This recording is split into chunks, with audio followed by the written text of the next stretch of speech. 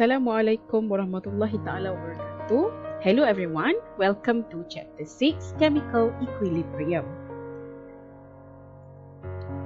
In this Chapter 6, we have 3 subtopics that we are going to learn together. The first subtopic is 6.1, Dynamic Equilibrium. Subtopic 6.2, Equilibrium Constant. And subtopic 6.3, Le Chatelier's Principle.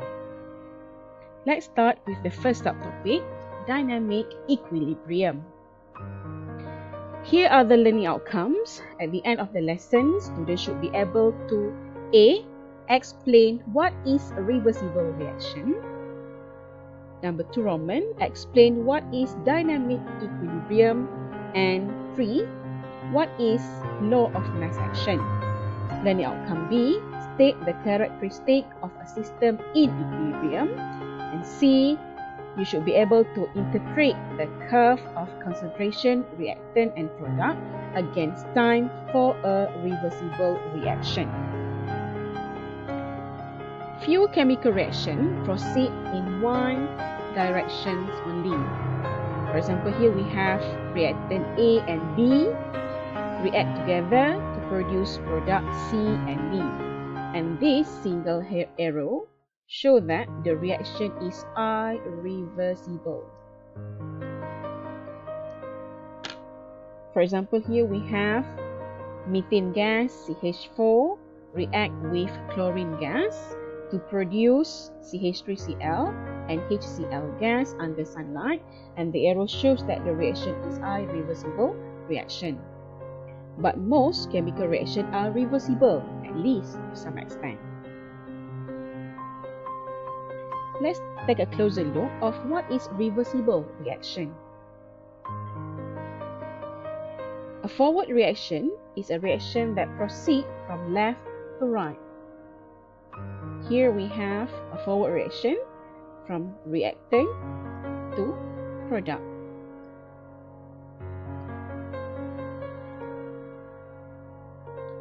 A backward reaction is a reaction that proceeds from right to left. This is a reverse reaction from product to reactant. A reversible reaction is a reaction that take place in both forward and reverse direction. And class, you have to notice that when we are talking about reversible reaction, when you are writing a reversible reaction, this double-headed arrow indicates a reversible reaction.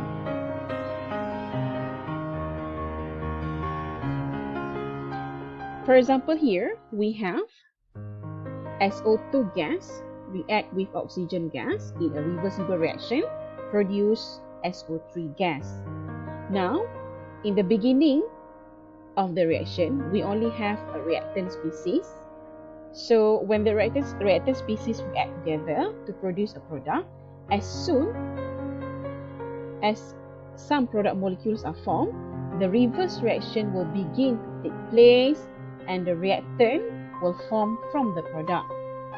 After a certain time, the net concentration of SO2, O2 and SO3 do not change. However, SO2 and oxygen gas will still combining to form SO3. At the same time, the SO3 decompose back to form SO2 and oxygen. So at the time where there is no net change in the concentrations of reactant and product, we can say that now sulfur dioxide and sulfur trioxide exist in equilibrium. So let's take a look at what is a dynamic equilibrium. As I've shown you before, in a reversible reaction, both forward and reverse reaction will continue indefinitely even though equilibrium has been established. Therefore, the chemical equilibrium is a dynamic process. So here are the 2 important characteristics that you have to know about dynamic equilibrium. The first one is, a reaction is said to achieve equilibrium when the reactant and the product concentrations are constant. It means it has stopped changing in terms of concentrations. The second criteria is the reaction is said to achieve equilibrium when the forward and reverse reaction rate have become equal. To further understand, let's take a closer look at the graph. So this graph shows how the concentration of reactant and product change against time. So here we have A as a reactant, and B as a product. So at the initial time T0, so we only have reactant in our system. So the concentration of reactant species A will decrease over time, and the product will start to form, and the concentration of B product will increase over time. So after a certain period of time, the concentration of A and B remain unchanged, okay, and has become constant, but the reaction did not stop. Okay, so at this time where the concentrations of reactant and product remain unchanged and has become constant, so at this time we can say that the reaction has achieved dynamic equilibrium. So this curve now shows you how the rate of reaction change against time. So the dotted line here represents the rate of forward reaction, and this red line represents the rate of reverse reaction. Okay, so the rate of forward reaction will decrease, okay, when the concentration of reactant A decrease over time. Meanwhile, the rate of reverse reaction increase as the concentration of product B increase over time. But you can see after a period of time, both forward and reverse reaction are proceeding at the same rate, okay, as the concentration of reactant and product remain unchanged. So at the time where the rate of forward and reverse reaction becomes equal, we can say that the system is now at the state of equilibrium. Let's use this another analogy to further understand about dynamic equilibrium. For example, here we have an escalator that moving downward. For example, here this represents a forward reaction, and there is U moving upward against the escalator, and U representing reverse reaction. Now, for you to stay on the escalator, you have to move, you have to climb the escalator at the same rate as the escalator going down. So when you are moving at the same rate as the escalator, you and the escalator now is said to be at dynamic equilibrium. So when you and the escalator move at the same rate in different direction, you are now in dynamic equilibrium, and your position is not changing. Your position is stay at the same position, but your feet is still moving, showing that the reaction has not stopped, but your position, which representing the concentration, remain constant. Now we have a real reaction between N2O4, which decompose to form NO2 gas. So this is the forward reaction, and this is a reverse reaction. Okay, so this is the graph that shows how the concentration of reactant against time. Okay, this is the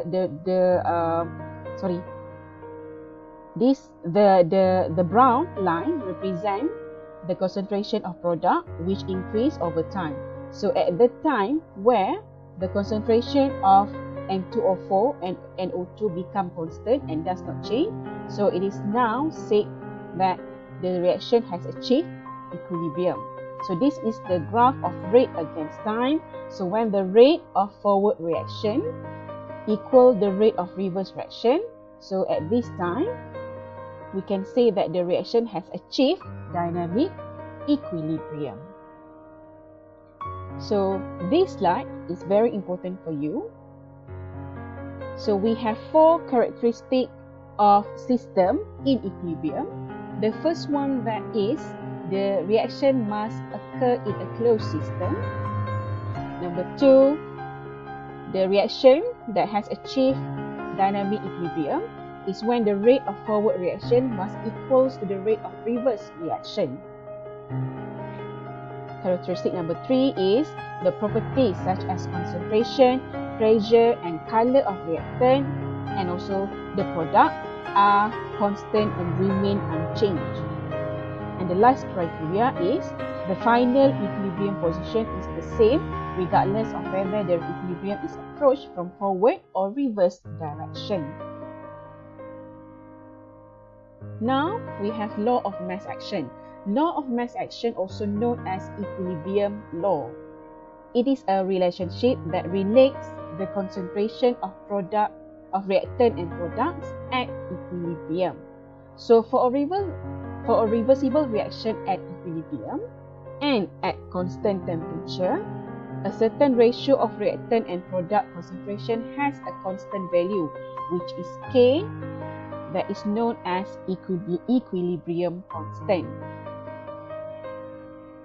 Consider this general reaction equation. For example, we have 2 reactant species, which is A and B, reacts together to produce C and D. So this is a reversible reaction with this double-headed arrow.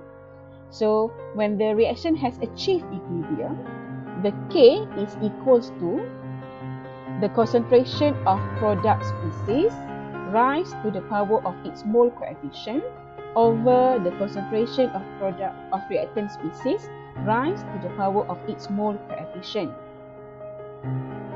So where A, B, C and D is the stoichiometric coefficient for the reactant species A, B, C and D, K is equilibrium constant, and the bracket shows the concentration value of each species in the reaction.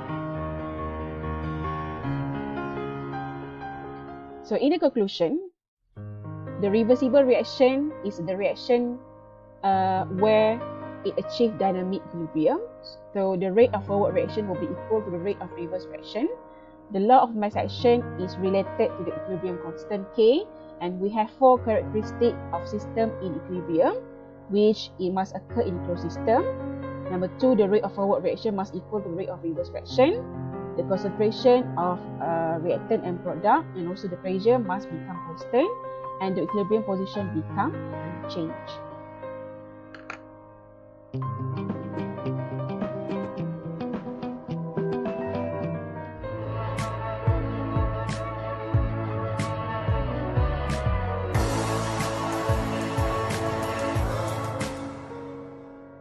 Let's do some activity together for you to better understand an important concept of dynamic equilibrium. Now we have 2 questions. Question number 1A, define what is reversible reaction. B, define law of mass action, and you should get 2 marks here. Question 2A, state what is the 2 characteristics of a system in dynamic equilibrium. And B, draw a concentration against time graph to show the dynamic equilibrium, which you should get 3 marks for these questions. Question number 1A, define a reversible reaction. So a reversible reaction is a chemical reaction that can proceed in both forward and reverse direction. So the important keywords here is the forward and reverse reactions. So you should get 1 mark. So and define what is the law of mass action. So the law of mass action or equilibrium law is a relationship that shows the relation between concentration of reactant and products at equilibrium. Okay, so this is 1 mark. Question number 2A, state 2 characteristics of a system in dynamic equilibrium. So the two important characteristics of system in equilibrium is the rate of forward reaction must equals to the rate of reverse reaction. Number 2, at dynamic equilibrium, the concentrations of reactant and products remain unchanged or become constant. And for this, you should get 2 marks.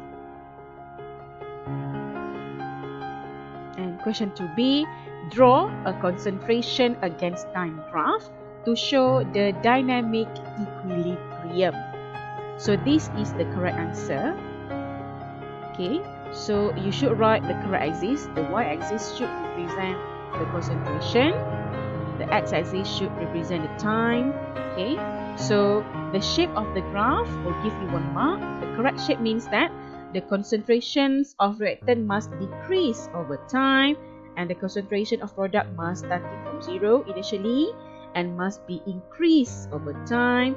And at the time where the concentration of reactant and product unchanged and become constant, this is the time where the reaction has achieved equilibrium. So this one you should label, compulsory to label, and this line also is compulsory for you to label and indicates the time that reaction has achieved equilibrium. Next, in the next video, we will continue with lecture 2, equilibrium constant.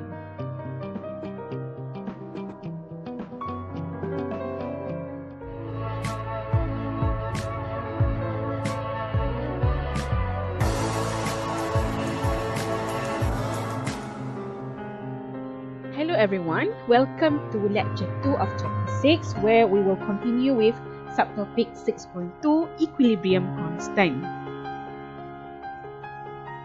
In this subtopic, at the end of the lesson, students should be able to define homogeneous and heterogeneous equilibria, write expression for equilibrium constant in terms of concentration Kc and the partial pressure Kp for both homogeneous and heterogeneous system.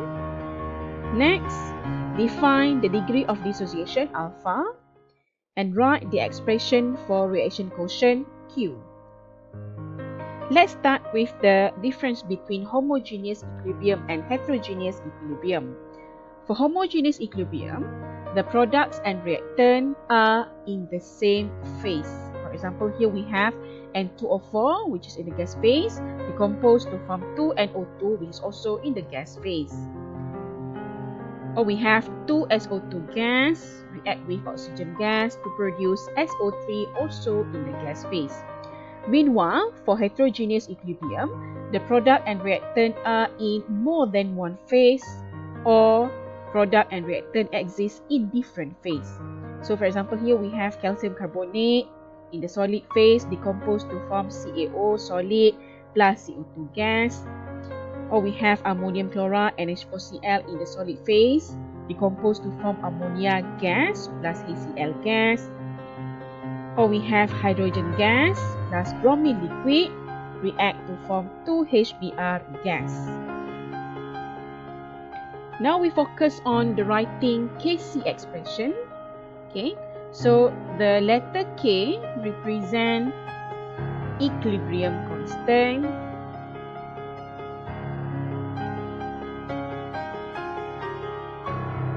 While the subscript C in the Kc expression represent the concentrations of the reacting species. Now consider we have this general equation. AA gas plus BB gas produce CC gas plus DD gas.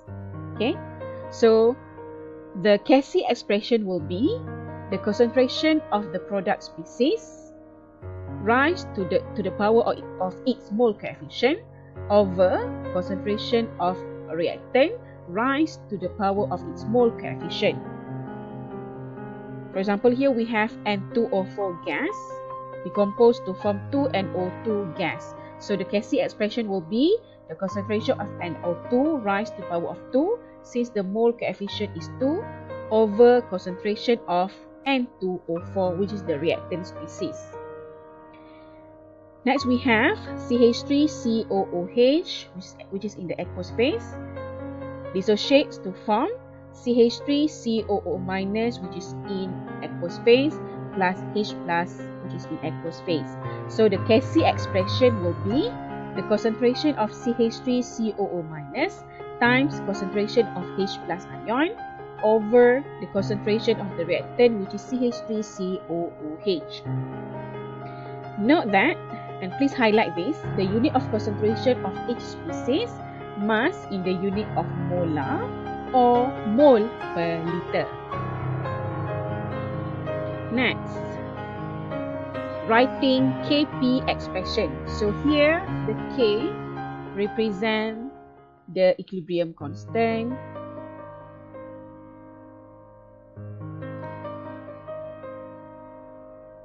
and the letter P, the subscript P in the Kp expression, it represents equilibrium partial pressure of the reacting gas species.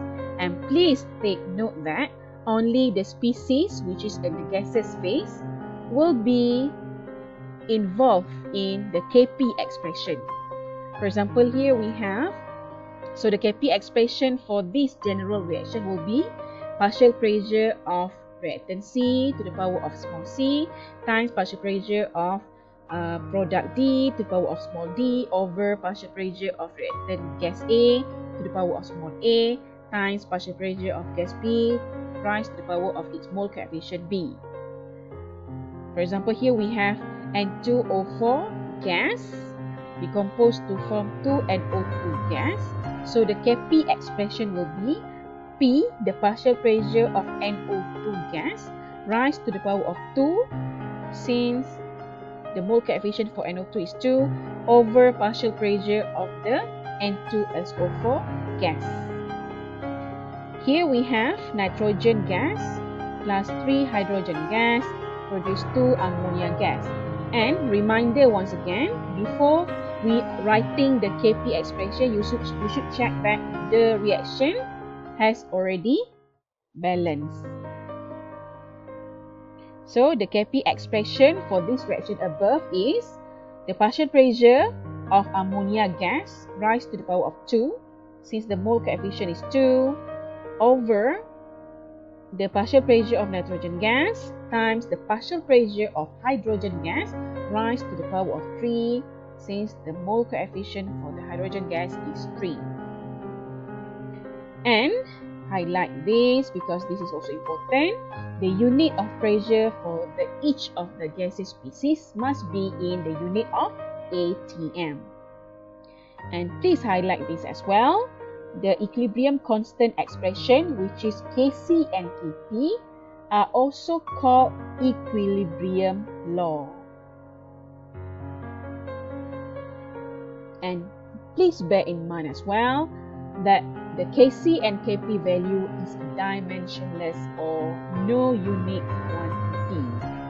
For example, here given the Kc value for reaction between PCl2 gas and Cl2 gas to produce PCl5 gas is 1.67 no unit at 500 Kelvin, and given the Kp value for the reaction above is 4.07 times 10 to the power of -2 at 500 Kelvin. So both these value has no given unit.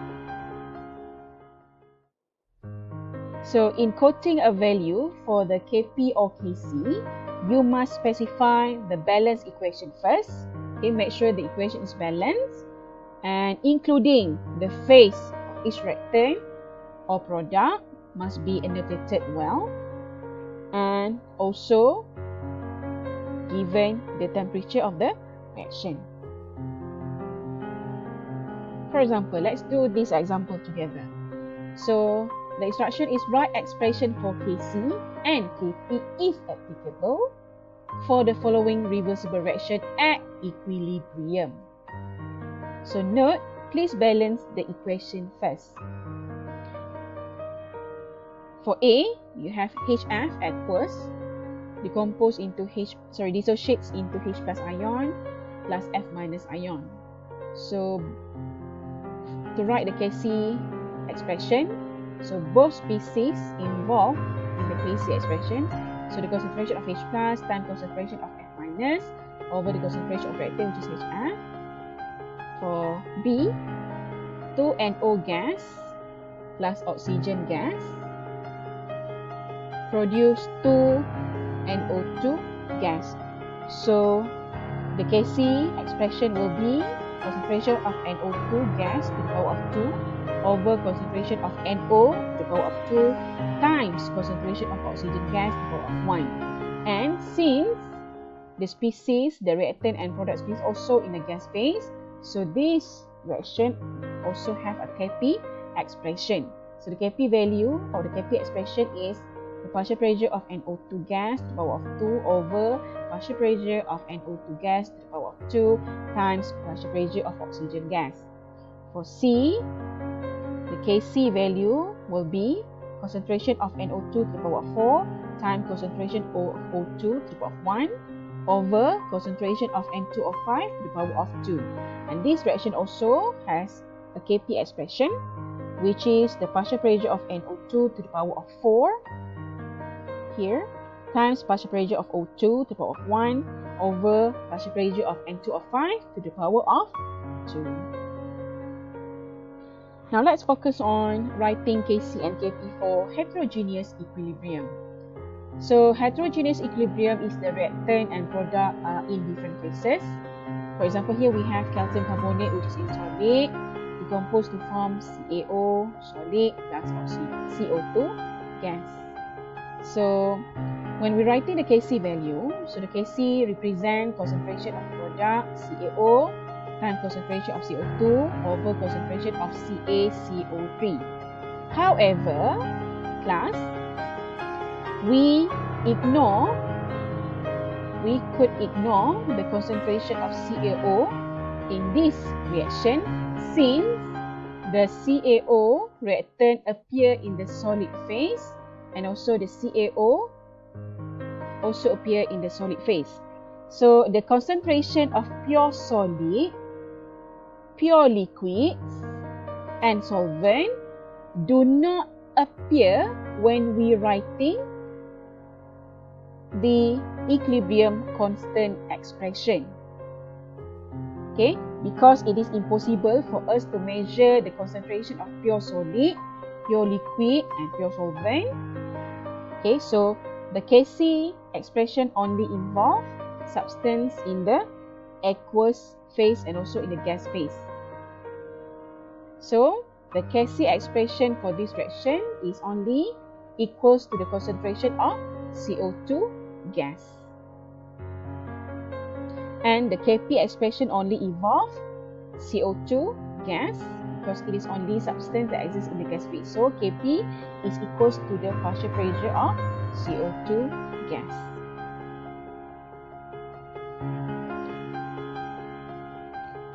So let's try this activity together. Activity 2.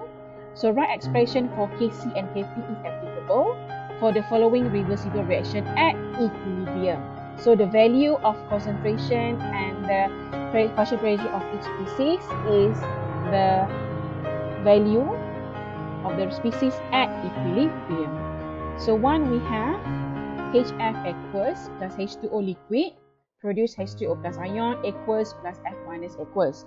So for Kc value, so concentration H3O plus times concentration of F minus both in the aqueous phase over concentration of HF only since H2O appear in the pure liquid. So pure liquid does not involve in Kc expression. Okay, for number 2, NH4 solid decomposed to form ammonia gas plus HCl gas. So the Kc expression is only concentration of ammonia since it is in the gaseous phase times concentration of HCl, the gaseous phase. And the and the reactant NH4Cl is not included in the Kc expression since it is in the solid phase. And the Kp expression for this reaction is equal to the partial pressure of ammonia gas times partial pressure of HCl gas only. And number 3 Roman, H2O liquid plus SO2 gas produce H2SO4 aqueous. So the Kc expression is the concentration of H2SO4 over concentration of SO2, because Kc only involve substance in aqueous and gas phase only. But for Kp, the product side, there is no compound that exists in the gaseous phase. So we substitute with number 1. So 1 over concentration of the reactant species. So only SO2 gas involved in the Kp expression. So 1 over partial pressure of SO3 gas.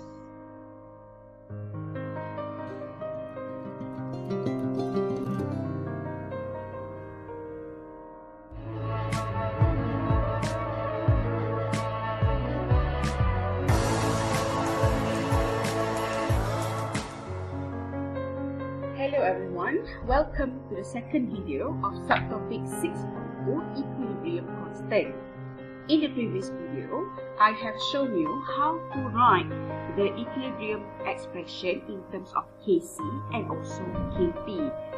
Now, I want to show you the relation between Kp and Kc expression.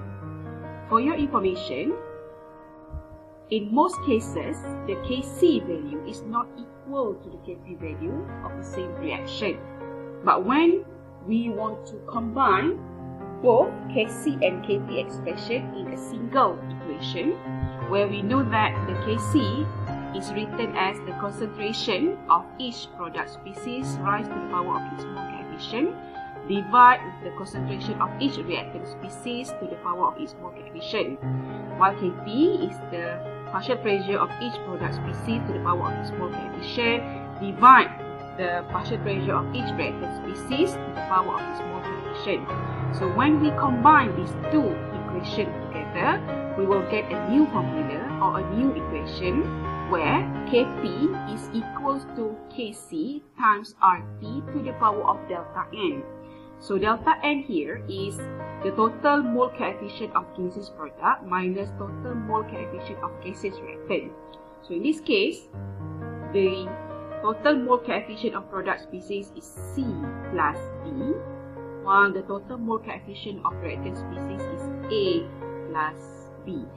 So where we get C plus B minus A plus B.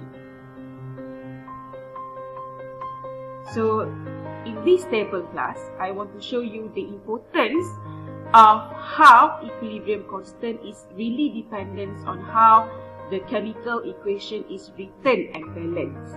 For example, here in this case, we have the reaction of A plus B react to produce C and D in a reversible reaction. So the equilibrium constant is written as K. So the first case is, for example, here we have the new chemical equation where the original equation is multiplied by a new factor which is N. Okay, so the new equilibrium constant value is K raised to the power of the factor which is N. Okay, the second case is the new equation here is actually the reverse of the original equation. So we get C plus D react to produce A plus B. So when we reverse the reaction, the new equilibrium constant is written or is calculated as 1 over K. So the third case is this new equation is actually the reverse from the original equation here, and it's times or multiplied by a new factor which is M. So how do we calculate the new equilibrium constant? So the new K is calculated as 1 over K times to the power of the new factor which is M. So to further understand, let's take a look at this example together, and don't forget to write also in your lecture notes. So the value of Kc and Kp is depend on how the equilibrium equation is written and balanced. For example, here class we have this general equation. N2O4 gas dissociates to produce 2NO2 gas. So the Kc expression for this original equation is given as Kc equals to concentration of NO2 power of 2 divided with the concentration of N2O4, and given the Kc value is 4.63 times 10 to the power of negative 3. So what happened, class, if we have this new equation? So by comparing to the original equation, you can see that this equation is actually the reverse from the original equation. So the Kc for the reverse equation will be concentration of N2O4 divided with the concentration of NO2 to the power of 2. So we have the new Kc value as 216. So how do we calculate this? So actually, the new Kc is actually the reverse of the first K, which is 1 over K. So when we 1 divide with the K, 4.63 times 10 to the power of 3, so we will get 216. Okay. The third situation is where we have 1 over 2 N2O4 gas decomposed to form 1 mole of NO2 gas. So here we can see that if we compare to the original equation here, so this equation is multiplied by a new factor, which is 1 over 2. So the Kc expression for the new equation will be concentration of NO2 divided with the concentration of N2O4 times to the power of 1 over 2. So the new Kc value will be the K raised to the power of the new factor, which is half. So we have 4.63 exponent 10 to the power of 3 to the power of 1 over 2. So that's why you get the new answer, which is 0.0680.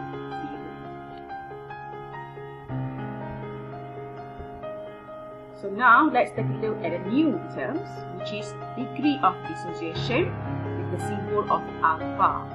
So what is a dissociation reaction?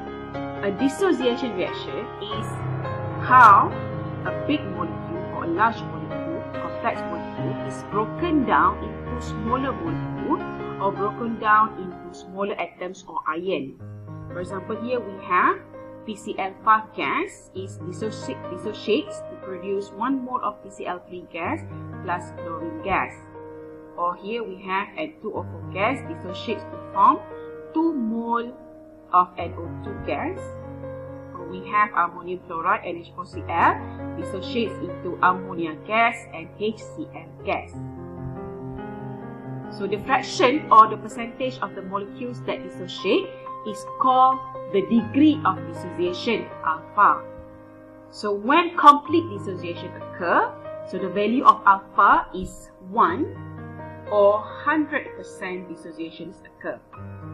However, if incomplete dissociation occurs, then the alpha is calculated as the changes in concentration over initial concentration times 100.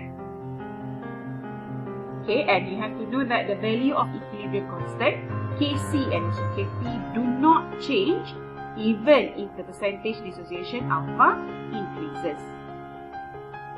Now let's take a look at the new terms, which is a reaction quotient. So what is a reaction quotient, Q? So it is a measure to figure out which reaction a reaction is likely to proceed. So the value can be compared to the equilibrium constant in order to determine the direction of the reaction that is taking place. It has the same form as equilibrium constant, Kc and Kp. So the reaction quotient for a general equation as below is given as follows. So class, for example, we have this general equation. We have A gas plus react with B gas to produce C gas plus D gas. So this is a reversible reaction, annotated by this reversible arrow. So when we want to write the QC expression, it has the same form as when we want to write the Kc and Kp expression. So QC is given as the concentration of each product species raised to the power of its mole coefficient divided with the concentration of reactant species raised to the power of its mole coefficient. So Qp is given as the partial pressure of each gaseous product times to the power of its mole coefficient divided with the partial pressure of each gaseous reactant raised to the power of its mole coefficient. And the most important thing that you have to know is that the concentration or the partial pressure when we want to calculate QC and Qp is not necessarily the equilibrium quantities. So what I mean is that, So the concentration here, or the partial pressure here, is or can be any value at any given time. For example, it can be initial concentration, or it can be initial pressure. Okay, so by comparing the value with K, it is possible to decide the direction of the system in order to achieve equilibrium. For example, here we have three cases. Okay, the first case is when we calculate Q and we figure out that the Q has larger value compared to K. So what does it mean? So it means that at this time, the ratio of initial concentration of product to reactant is too large. That means you have more product than the reactant. So in order to reach equilibrium, the product must be converted to reactant. So as a result, the system proceed or must be shift from right to left. The second case is when we calculate the Q and we figure out that the Q has the same value as K. So what does it mean? It means that the initial concentration now are equilibrium concentration. And at this time, the system is already at equilibrium. The third case is when we calculate, we figure out that the Q is smaller than K. So what does it mean? It means that the ratio, at this time, the ratio of initial concentration of product to reactant is too small. Okay? It means you have more reactant than the product. So to reach equilibrium, the reactant must be converted to product. As a result, the system must proceed or must shift from left to right to produce more products. Okay, so in the next video, we will continue with the last subtopic, which is 6.3, Le Chatelier's principle.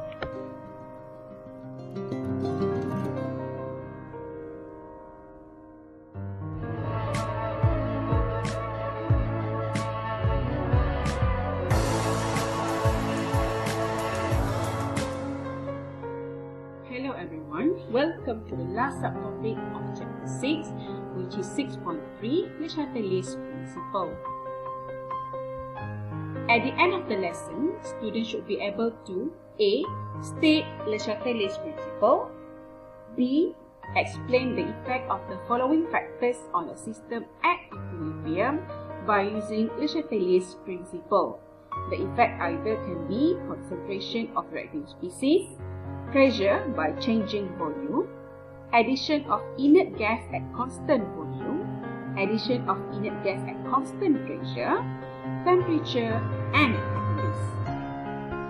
Now class, let's start with the definition of the Le Chatelier's principle first. So if a system at equilibrium is disturbed by a change, either change in temperature, pressure, or a component concentration, the system will shift its equilibrium position so as to counteract the effect of the disturbance. So there are three common disturbances, which are change in concentration, change in pressure, which is caused by change in volume, and also change in temperature. So the net reaction here means shift in equilibrium position of the system to either right or left.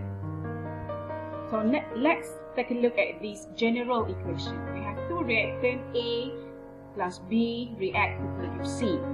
So when we remove a component from the reactant side, that means the concentration of the reactant is decreased. So what will happen is the equilibrium position will shift to the left to reduce the disturbance. Okay, the second case is if we're adding a component to the reactant side, that means the concentration of the reactant increases. So what will happen is the equilibrium position will shift to the right to reduce the disturbance. Okay, in the next example, if we remove a component from the product side, that means the concentration of the product decreases.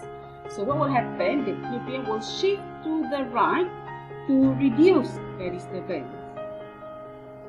But if we adding a component to the product side, That means if we increase the concentration of the product, then the equilibrium position will shift to the left to reduce the disturbance. So class, to further understand, let's take a look at this equation between nitrogen gas and hydrogen gas to produce ammonia gas. Now, the disturbance is when we increase the concentration of the reactant. So what will happen to reduce the disturbance or to decrease back the concentration of the reactant? So the equilibrium position will shift to the right. Okay, so to convert the reactant to product. But if the disturbance is increasing the concentration of product, so what will happen is the equilibrium position will shift to the left to convert the product into reactant.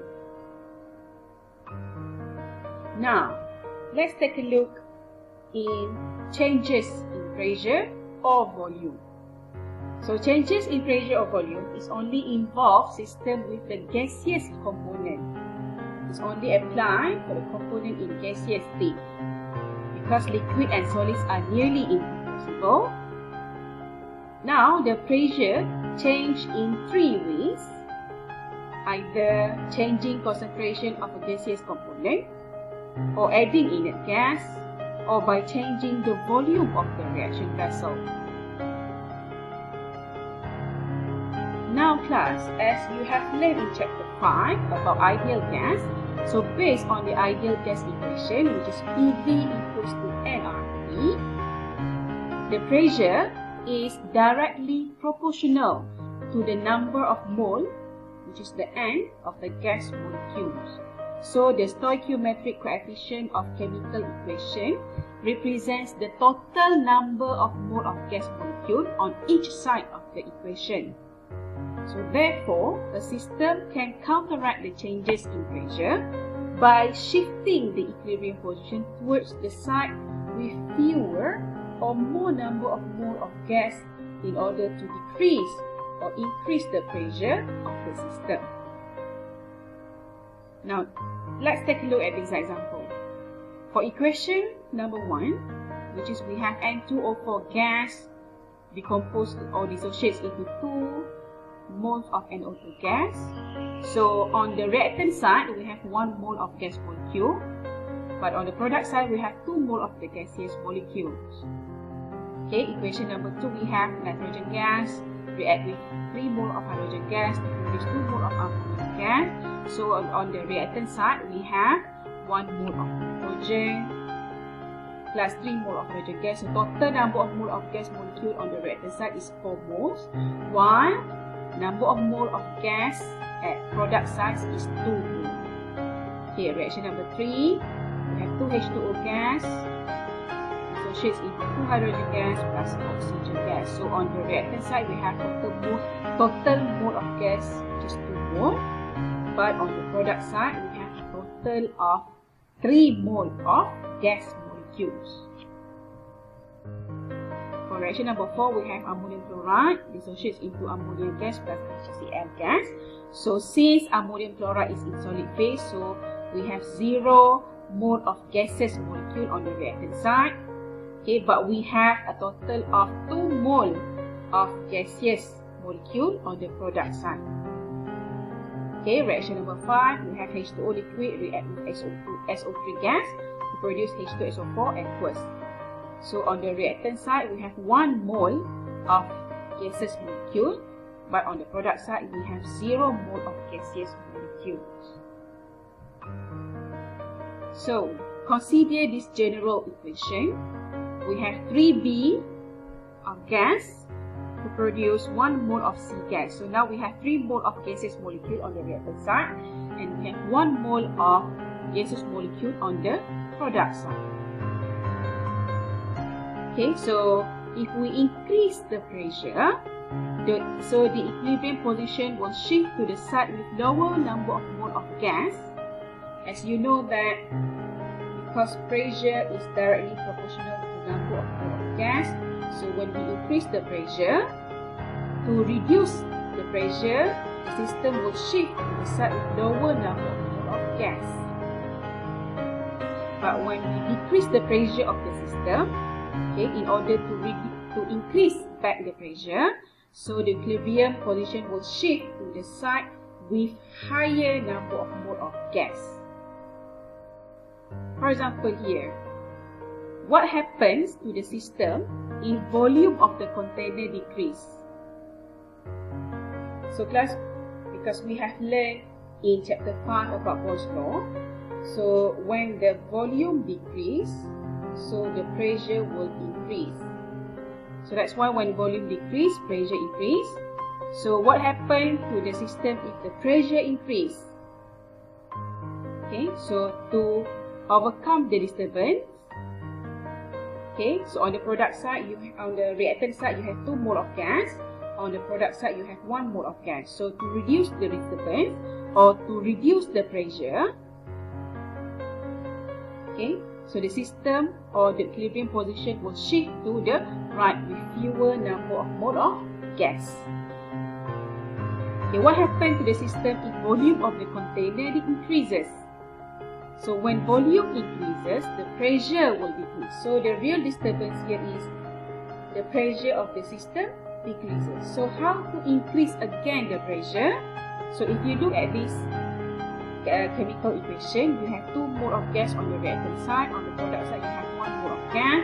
So to increase the pressure, the system will shift to the left, to the side where we have higher number of mole of gas.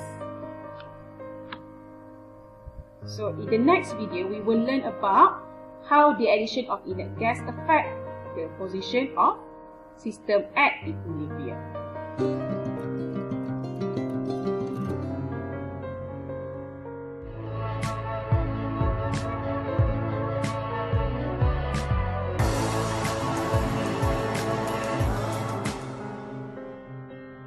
Hello everyone, welcome to the second video of subtopic 6.3, the Chatelier principle. Now we continue with the addition of inert gas at constant pressure and at constant volume. So if we adding inert gas at constant pressure, so the effect will be the partial pressure of each gas will decrease. And to counteract the disturbance, the equilibrium position will shift to the side with higher number of mole of gas. But when we adding inert gas at constant volume, then the partial pressure of each gas is unchanged, so there is no effect on the equilibrium position. Okay, we start with the addition of inert gas at constant pressure. So when we adding inert gas at constant pressure, the real disturbance will be the partial pressure for the gas in the system are lowered, or the pressure is decreases. So the net effect is as though the gases at equilibrium are subjected to a lower total pressure.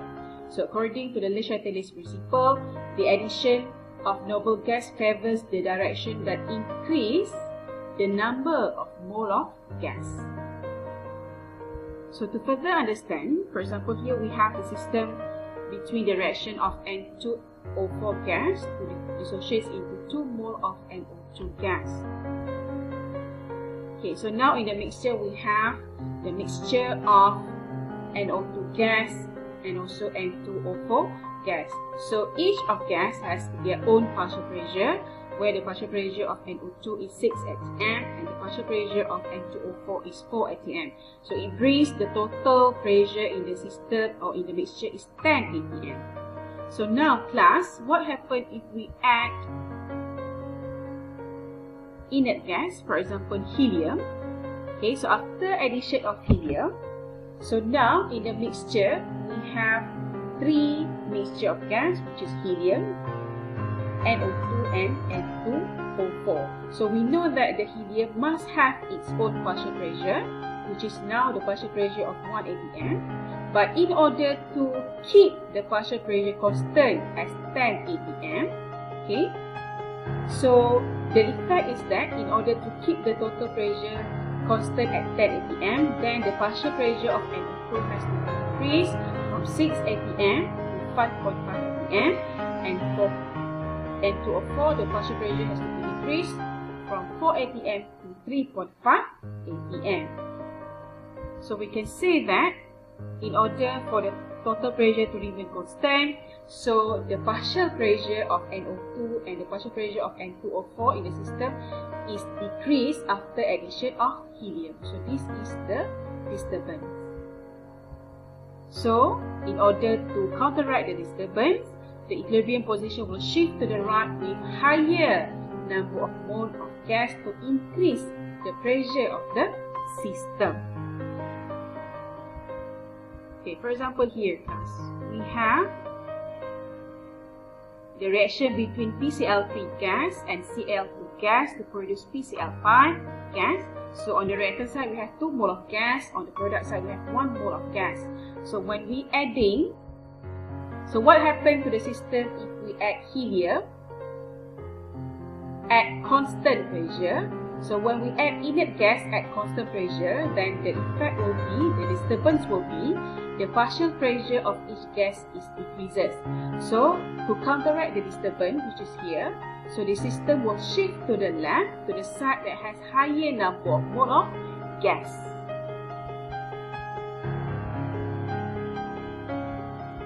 So now what happened to the system is argon. Argon, the noble gas, is added to the reaction at constant pressure. So as you can see that the partial pressure of the gas will decrease. So this is the real disturbance. The partial pressure of each gas will decrease.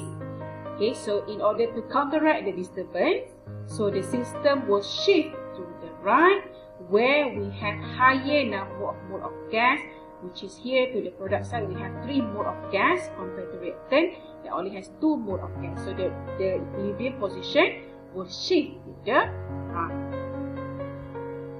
Okay, now take a look at the addition of inert gas at constant volume. So when we add noble gas to the system, so the total number of gaseous molecule will increases. So that means the total pressure of the equilibrium system will also increases.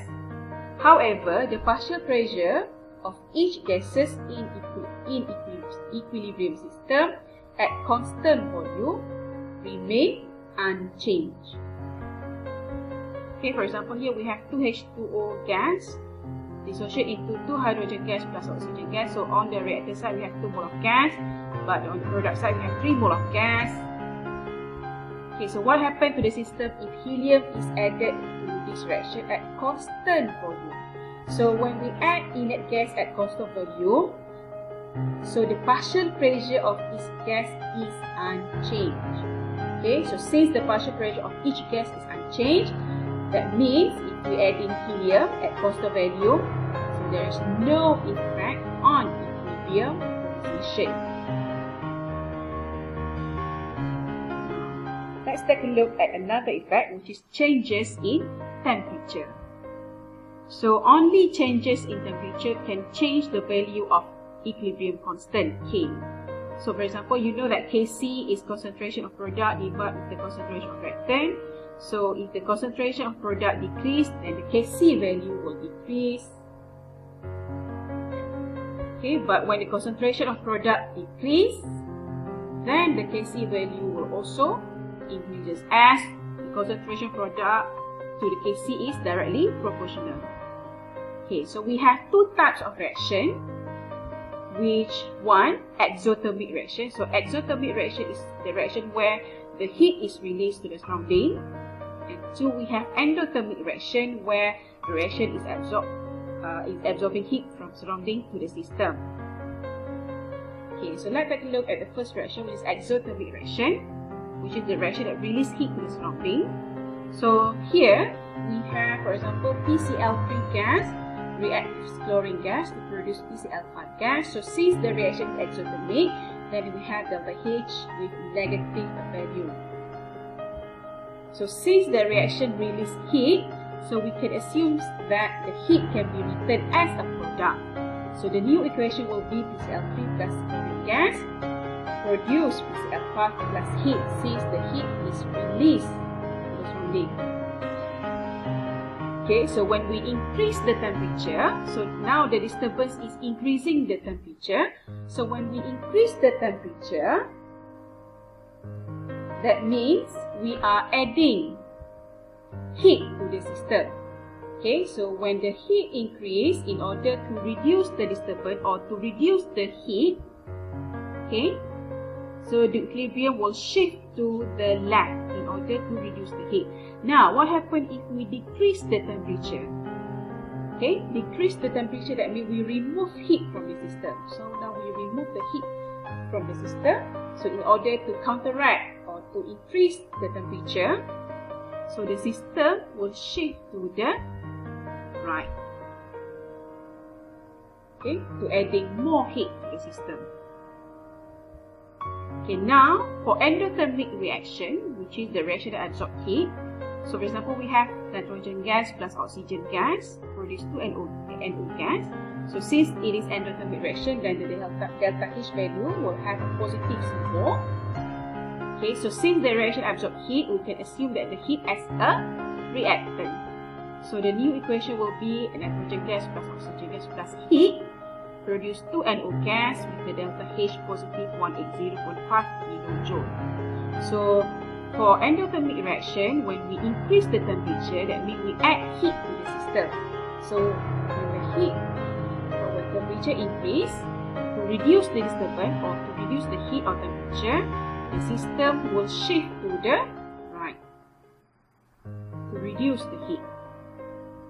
Okay, but when we decrease the temperature, that means we remove the heat from the system, when the heat decrease or reduce the temperature, so the system will shift to the left. Okay, so the system will shift to the left to increase back the temperature or to regain heat to the system. Now, the last disturbance is the addition of catalyst. So catalyst will speed up a reaction by providing an alternative pathway with a lower activation energy. Okay, so the increasing forward and reverse rate to the same extent. Okay, so it's also shorten the time taken to reach equilibrium.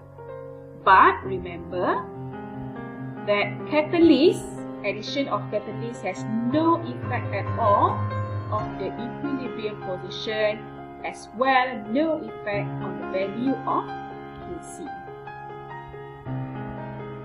So, in the conclusion, the catalyst will increase the rate at which equilibrium is achieved, but does not change the composition of the equilibrium mixture.